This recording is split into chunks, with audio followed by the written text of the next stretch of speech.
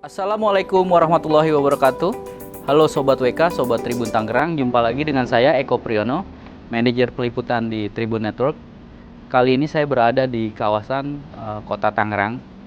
Di belakang saya rumah kediaman keluarga Arief Wismansyah. Beliau merupakan mantan wali kota Tangerang 2 periode. Saat ini nama beliau digadang-gadang maju di Pilkada Banten 2024. Entah sebagai gubernur atau calon wakil gubernur. Kita tunggu saja perkembangannya, tapi kita akan berbicara mengenai pencalonan beliau, partai mana yang akan mengusung, dan siapa yang akan menjadi pendamping atau beliau akan mendampingi siapa. Saksikan terus tayangan ini. Ya, Sobat WK dan Tribun Tangerang, saya sekarang sudah berada di rumah Bang Arief. Beliau sudah mengembalikan formulir ke beberapa parpol dalam hal pencalonan kepala daerah di Pilkada Banten 2024 November mendatang ya Bang? Insya Allah. Perkembangan sampai saat ini gimana Bang? Yang terbaru kan Gerindra sudah menunjuk ya kadernya Andra Soni dan ex-bupati Pandeglang Pak Dimyati Nantakusuma untuk maju berpasangan. Abang sendiri posisinya gimana Bang? Ya, kita masih tetap pada posisi kita ingin maju sebagai gubernur Banten ya. Dan kita terus membangun komunikasi politik terhadap partai yang ada Demokrat, ada PKB, ada PDIP, ada Gerindra, ada P3 ya. Jadi ya saya pikir namanya politik semua masih sangat dinamis lah. Toh pendaftaran tuh masih bulan Agustus ya. Akhir tanggal 27 kalau nggak salah, dan ya everything can happen gitu. That's the fun of it, the fun of demokrasi di Indonesia. Nah, kalau Abang ini kan ya tergolong baru untuk namanya disebut sebagai calon gubernur Banten atau wakil gubernur Banten. Kita pernah sudah dengar lah yang paling kenceng kan Bu Airin, artinya ancang-ancangnya udah jauh. Apa yang bikin Abang kayaknya saya harus maju nih? Ya, sebenarnya dorongan dan harapan saya maju di Banten itu kan atas keinginan para ulama ya. Yang sebenarnya masyarakat banyak yang minta, cuman saya mikir waktu itu saya sudah merasa diberikan kehormatan yang cukup 15 tahun di Kota Tangerang, jadi saya mikirnya ya udah fokus pensiun aja begitu. Nah, tiba-tiba di bulan Mei itu beberapa kasepuhan kiai itu silaturahmi ke orang tua saya. Beliau menyampaikan bahwa hasil istikharahnya berharap Pak Arief mau maju untuk Banten. Akhirnya orang tua saya yang menugaskan saya untuk maju ke Banten. Ya namanya kita anak ditugasin sama orang tua, kalau nggak dijalanin takut kualat. Jadi ya sampai sekarang the show must go on. Begitu. Nah, kemudian Pak Wapres juga Abang bilang kan menyatakan dukungannya? Ya enggak sih, beliau hanya memberikan nasihat, masukan, karena bagaimanapun juga saya santrinya beliau gitu ya, beliau guru saya, orang tua saya. Waktu itu saya diundang ke rumah beliau, Pak Wapres itu setelah orang tua saya manggil saya tuh. Terus saya bilang, Mas, yaudah Arief istihoroh dulu mah, Pak.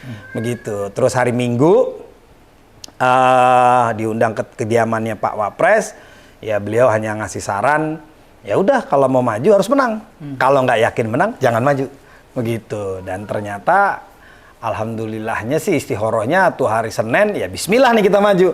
Makanya dulu waktu itu langsung bikin video, posting dan seterusnya dan sebagainya sampai sekarang. Itu kalau nggak salah postingan pertama tuh banyak tuh, mungkin bikin kaget nggak tuh Bang? Iya kaget banget, karena itu kan mendadak banget ya. Saya putusin waktu itu siang jam 1, pulang langsung tapping video, rilis jam 4, dan itu dalam kurun waktu sejam tuh udah hampir 40.000 viewer gitu. Wih, karena mungkin orang pada nungguin kan gitu. Jadi makanya ya biasalah, jagoan datangnya belakangan, terus sekarang yang lain udah pada heboh. Yang penting kita tetap ya ini kan pesta demokrasi, jadi harus dihadapi dengan sukacita begitu. Bang, balik ke orang tua tadi, apa yang disampaikan Bapak Ibu? ke Abang ketika? Ya, beliau meminta saya untuk bisa maju, menjalankan harapan masyarakat dengan baik. Nah, mudah-mudahan tetap amanah istiqomah dan tetap tawadu. Karena kita ingin membuat perubahan dan kemaslahatan buat Banten ya. Banten ini kan tempat saya dilahirkan, saya dibesarkan, saya lahir besar di Tangerang, tinggal juga di Tangerang. Jadi sebagai putra daerah merasa ya ini tantangan tersendiri. Usia Banten yang sudah 23 tahun lebih ini kondisinya PR-nya banyak gitu. Seolah-olah pengangguran paling banyak, paling tidak bahagia. Judi online nomor 5 terbanyak begitu, dan masalah lainnya yang seharusnya bisa kita benahi bersama begitu ya. Jadi orang beranggapan kalau bicara Banten tuh seolah-olah memang Pandeglang, Serang, Lebak begitu ya. Padahal Tangerang juga Banten, Tangerang Selatan juga Banten. Nah, kita pengen mengembalikan marwah itu supaya Banten ini tetap solid, berkesatuan, dan Banten bisa membanggakan buat Indonesia. Jangan Banten ini samping Jakarta, ibu kota ya, kita merasa tertinggal dengan Jawa Barat, Jawa Tengah, Jawa Timur, Jogja gitu. Ya, asrama haji aja baru kemarin. Itu juga saya ngasih tanah 4,4 hektar dibangun. Alhamdulillah sekarang jamaah haji Banten pulang landing pesawat di Banten nggak perlu ke Jakarta lagi gitu. Karena bisa sekarang semua pulangnya udah dari Tangerang. Ya alhamdulillah begitu. Yang Abang lakukan selama menjabat, Abang kan 2008 2013 wakil wali kota. Kemudian 2013 2023 wali kota. Salah satunya adalah 146 sekolah swasta digratiskan ya. Persoalan di Banten tuh kan pasti banyak, tapi concern Abang untuk melakukan hal itu. Ya, sebenarnya semua urusan kemasyarakatan, urusan pembangunan, urusan sosial, urusan budaya, ya Banten ini masih memerlukan peran serta pemerintah. Ya, makanya di pemerintah Provinsi Banten kan ada organisasi perangkat daerahnya yang mereka punya tugas pokok dan fungsi dalam baik itu pengembangan masyarakat, melayani masyarakat, dan juga membangun masyarakat. Kalau udah nggak dibutuhin, ya bubarin aja tuh OPD-nya. Nah, artinya OPD itu penting. Nah, memang pendidikan, kesehatan itu kebutuhan dasar, infrastruktur itu kebutuhan dasar, harus bisa diselesaikan. Sekarang kita melihat ada kesenjangan ya kan, kesenjangan masalah pendidikan misalnya begitu. Di Banten ini pengangguran itu yang banyak pengangguran terpelajar begitu. Dia punya ijazah, bukan nggak punya ijazah ya kan? Dia punya ijazah, ada yang ijazahnya SMA, ada yang ijazahnya perguruan tinggi. Nah, masalahnya kenapa nggak keterima ke dunia usaha? Padahal Banten itu terbelah wilayah, misalnya Banten Timur nih kayak kita nih, Tangerang Selatan ya. Kabupaten Tangerang ini kan perdagangan dan jasa.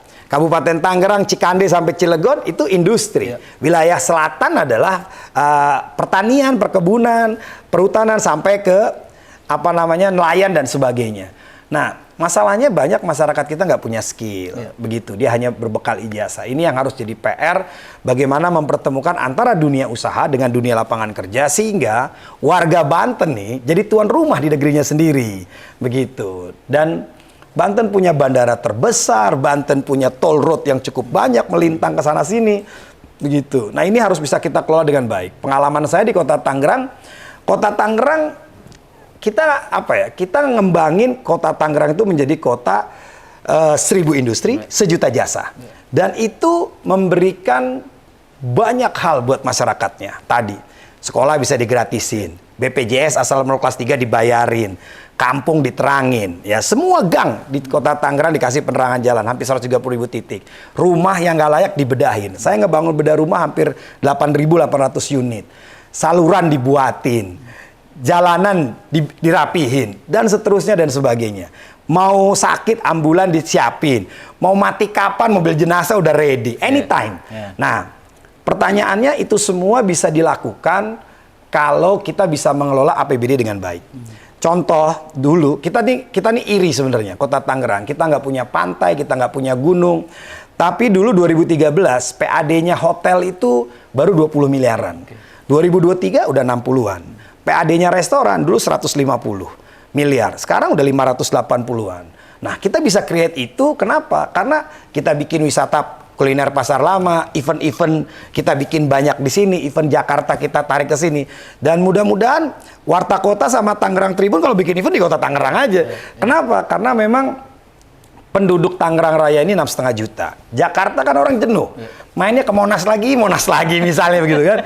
Dia sekarang makanya kan banyak event di daerah Tangerang, ada di ICE, di mana gitu ya. Nah, ini menjadi peluang. Nah, kalau Tangerang bisa kita kembangkan seperti itu, ya harusnya 7 kabupaten kota lainnya juga bisa sama-sama berkolaborasi. Sehingga Banten ini kan nggak jauh, Bos. Banten ini cuman ya ngelengkahnya udah masuk Banten. Ke ibu kotanya cuman sejam. Kemarin saya ke Lebak, ya, itu kurang lebih desa apa tuh, setengah jam dari Rangkas, ada sekolahan Madrasah Ibtidaiyah, tapi nggak ada gurunya, begitu kan ironis banget, iya kan, ironis banget gitu, sampai yang ngajar yang, ya udah Pak, nggak ada lagi yang ngajar, kita doang, dibayar 15.000 kali 50, 650.000, anaknya kadang bantu ngajar, dia cuma dapat 400.000, ini 250.000, jadi makanya ini lebih kepada ya panggilan Ibu Pertiwi lah, ya kita sebagai putra daerah. Orang Banten ada 12 juta orang, masa sih nggak ada yang bisa ngebenahin begitu. Dan mudah-mudahan dengan amanah yang insya Allah masyarakat berkenan memberikan kepada saya, ridha Allah, ya mudah-mudahan kita kerjasama, sama-sama bekerja untuk membangun Banten yang lebih baik. Oke. Begitu. Masih terkait itu Bang, peluang kerja. BPS rilis 9,9 juta anak muda ya, Gen Z kita nyebutnya.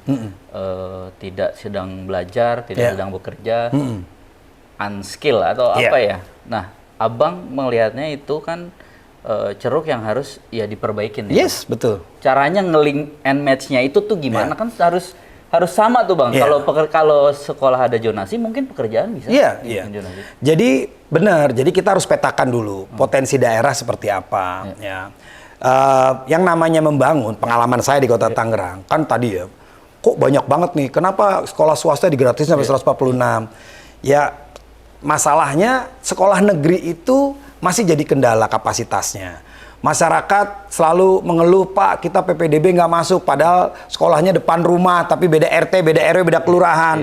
Nah, dengan opsi sekolah swasta, itu membantu kapasitas sekolah negeri.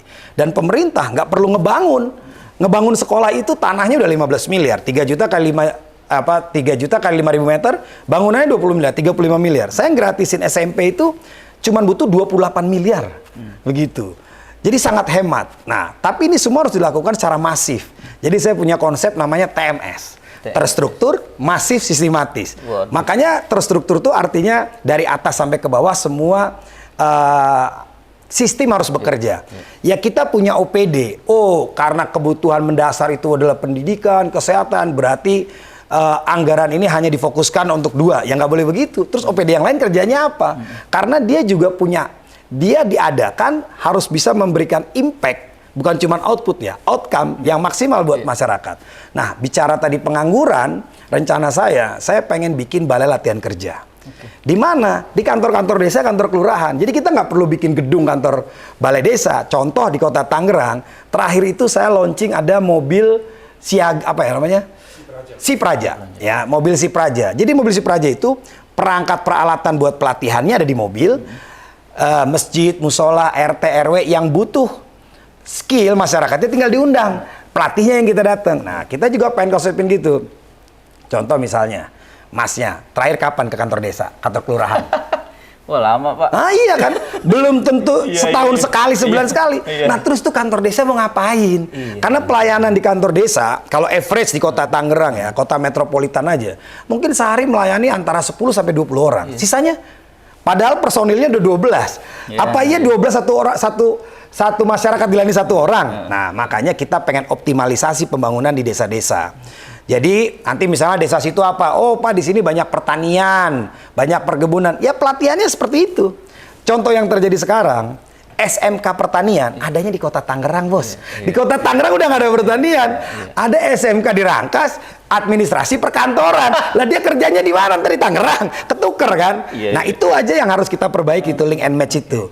Nah jadi nanti di mapping dan kan kita cukup ngambil pelatihnya, peralatannya kita taruh di kantor-kantor kelurahan. Masyarakat segitulah yang suruh datang. Jadi dia punya sekolah formal, dia punya skill informal, sehingga ketika dia apply buat lapangan pekerjaan, ya sudah siap ready to use gitu. Nah, kita juga masalah kesehatan ya. Kita berharap akses fasilitas kesehatan ini sampai ke wilayah terujung begitu. Masalahnya kebanyakan akses kesehatan tuh hanya di pusat-pusat kabupaten kota sama terpusat di wilayah Tangerang Timur. Nah, makanya kita pengen nanti kantor desa itu dibangunkan juga klinik 24 jam.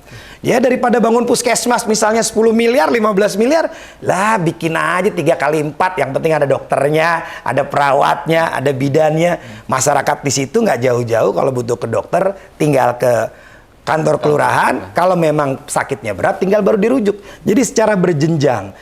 Kenapa? Karena anggaran Provinsi Banten ini besar tapi terbatas. Maka harus dikelola dengan baik.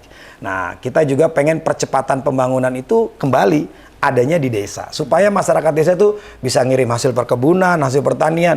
Kemarin jalan di desa, woi deh. Off-road juga lewat kayaknya tuh. Bahkan di Banten ini ada wisata jalan rusak loh. Kan ironis banget gitu kan. Nah, pengalaman di Tangerang itu kita pernah berdayakan masyarakat-masyarakat di kelurahan BKM untuk berpartisipasi pembangunan. Jadi jalan di bawah 3 meter dikerjakan sama masyarakat melalui organisasi BKM. Karena BKM ini binaan dari Kementerian PUPR juga. Bedah rumah dikerjakan sama BKM. Saluran di bawah 40 cm dikerjakan BKM. Jadi pembangunan tuh cepat, nggak cuma ngandelin dinas ya. Dengan mitra-mitra kerjanya. Jadi mudah-mudahan terstruktur masif sistematis ini bisa kita implementasi dalam kapasitas yang lebih besar sehingga kita itu bukannya berlari mengejar ketinggalannya Provinsi Banten, tapi kita bisa memberikan lompatan dalam mengejar ketinggalannya Provinsi Banten. Begitu. Iya. Ini menarik nih Bang. Oke. Tapi saya selalu pengen tanya ini. Abang nih udah punya segala nih, rumah gede banget nih Bang nih. Mohon maaf nih.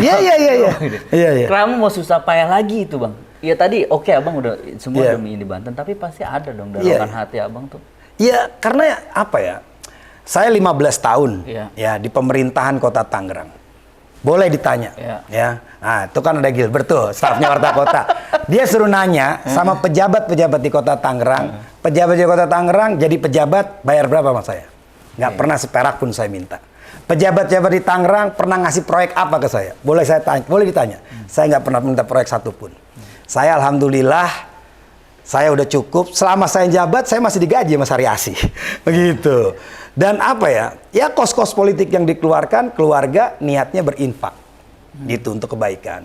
Nah jadi apa yang dikejar? Loh, kita ini ingin bermaslahat, bermanfaat kok. Begitu loh ya. Kalau cuma ngejar dunia, urusannya udah kelar, udah selesai. Kapan tahu? Saya sebelum jadi wakil wali kota, jabatan saya presiden direktur Sariasi. Jadi itu udah pas gitu. Nah, makanya apa ya? Kemarin aja setelah saya jabat, itu yang saya kerjain justru bangun pesantren. Kan sekali lagi bangun pesantren, SMP udah jadi, membangun SMA, ngegedein fasilitas pelayanan di Sariasi Serang begitu. Jadi apa ya? Ya itu berkahnya sih. Dan saya rasakan banget ya ketika tanggal 26 Desember saya selesai 2023. Apa ya? Allah tuh kasih kenikmatan saya di tempat Allah dudukan saya di tempat yang tinggi-tinggi. 27 saya diajak ibu ke Abu Dhabi. Nyambung Dubai. Pulang, nengokin anak ke Australia, pulang, umroh, pulang ke ujung pandang. Kedudukan tinggi naik pesawat mulu, kan udah tinggi di atas. Begitu. Karena kalau tuh jadi wali kota nggak bisa bos. Waktunya leluasa gitu. Iya. Harus minta izin Mendagri, mumpung pensiun kita berangkat aja terus. Begitu. Jadi ya itu sih. Makanya apa ya? Buat saya kebahagiaan, kenikmatan saya adalah ketika saya bisa ikut tertawa sama masyarakat saya dan ikut menangis ketika masyarakat saya susah. Jadi ya kayak di Tangerang lah gitu ya. Saya ngelihat masyarakat saya bisa senyum, bisa ya dia duduk-duduk di depan puspen, di rumput sintetis gitu kan sambil ngeliwet kayaknya girang jasa. Wah, itu rasanya kerjaan saya tuh lelahnya terbayarkan semuanya. Ya, jadi bukannya penghargaan yang, Pak Arief dapat penghargaan 298. Itu cuma sasaran antara. Kenapa kita kejar itu? Supaya teman-teman OPD itu punya target dalam bekerja. Standarnya apa? Ya nasional begitu. Tapi kebahagiaan saya itu bisa ngebagian rakyat. Masyarakat Di kota Tangerang kemana-mana naik bus Tayo, begitu kan? Begitu. Ada si Benteng, ada Jawara, dia bisa piknik gratis. Ya, apa ya? Itu priceless lah, begitu. Ya mudah-mudahan ya Allah ridho, masyarakat ridho, ya kita bisa sama-sama bikin Banten yang lebih bahagia, begitu. Terakhir Bang, Oke. perkembangan parpol kan masih dinamis ya, Yes. gitu. Tapi Abang lihat potensi Abang tuh sebagai Banten 1, Banten 2 atau ya itu cair gitu, tapi bisa menjelasin. Iya, ya kembali ya. Sebenarnya saya itu kan menjalankan istihorohnya ulama. Ulama beliau-beliau hanya memberikan masukan nasihat sama saya untuk maju bangun Banten. Dan itu saya jalanin. Jadi saya nggak punya ekspektasi harus jadi gubernur, harus jadi wakil gubernur, harus Banten 1, Banten 10 juga nggak ada masalah. Oh, kita ingin bermaslahat kok. Jadi nothing tulus sebenarnya. Nah, cuman kan konstelasinya masih berjalan nih, Mudah-mudahan masyarakat bisa objektif melihat figur-figur yang ada, dan beliau-beliau masyarakat ini kan orang-orang VIP, very important person, yang mudah-mudahan mereka punya semangat yang sama, ingin membangun perubahan kebaikan, perubahan kemajuan, perubahan kesejahteraan, yang makanya dia bisa memilih secara objektif calon-calonnya gitu. Kalau memang calonnya si fulan ya silahkan aja gitu. Tapi ya saya insya Allah berkomitmen mewakafkan diri saya untuk kebaikan kemaslahatan Provinsi Banten. Karena saya merasa saya sudah dilahirkan oleh provinsi ini, dibesarkan. Sekarang saatnya tanggung jawab saya menjadi bagian provinsi ini untuk bisa membuat Banten dicintai oleh masyarakatnya. Insya Allah. Sedikit lagi nih Bang. Oke, let's go. Apapun yang terjadi nanti 27 November ya. Iya. Abang lihat potensi Abang untuk ke DPRD, DPR atau di politik, terjun politik praktis? Saya itu saya nggak merasa orang politik sebenarnya. Kalau saya merasa orang politik, mungkin ketika kemarin saya ditawarkan jadi caleg, saya nyalek nih, begitu. Ya. Tapi alhamdulillah partai saya bijak, ya, karena kemarin tuh semangatnya emang pengen menyelesaikan. Ya, jadi saya nggak pernah punya cita-cita abis itu pun, saya nyalon gubernur. Makanya ya udah selesai aja gitu. Ya, jadi ya pokoknya saya sih apapun yang ditugaskan, yang diamanahkan, saya jalankan sebaik-baiknya. Saya ditugaskan kemarin habis pensiun, suruh bantu ngurusin pesantren, saya kerjain. Ngurusin rumah sakit, saya kerjain. Sekarang suruh nyalonin, ya saya kerjain semaksimal mungkin. Karena ya itu tadi ya, ini ada harapan besar dari masyarakat. Kan kita udah sering keliling nih sekarang nih. Wah, itu jadi motivasi banget sih gitu, bahwa perubahan ini harus dilakukan. Dan ini nggak ada pilihan lain. Ya mudah-mudahan ya semua masyarakat terus bahu-membahu, terus kompak, terus gotong royong untuk kemajuan Banten. Pilihannya cuma satu, perubahan untuk Banten. Baik. Gitu. Oke, baik, terima kasih banyak. Sama-sama, terima kasih banyak. Siap, sama-sama. Ya Sobat WK, Sobat Tribun Tangerang, demikian obrolan kita bersama Pak Arief Wismansyah, salah satu calon yang mungkin akan maju di Pilkada Banten 2024. Silakan ambil yang baik-baik, karena beliau sudah menyatakan maju untuk mewakafkan dirinya buat masyarakat Banten. Sampai jumpa pada kesempatan lain dan narasumber berikutnya. Wassalamualaikum warahmatullahi wabarakatuh. Waalaikumsalam warahmatullahi wabarakatuh. Hatur nuhun.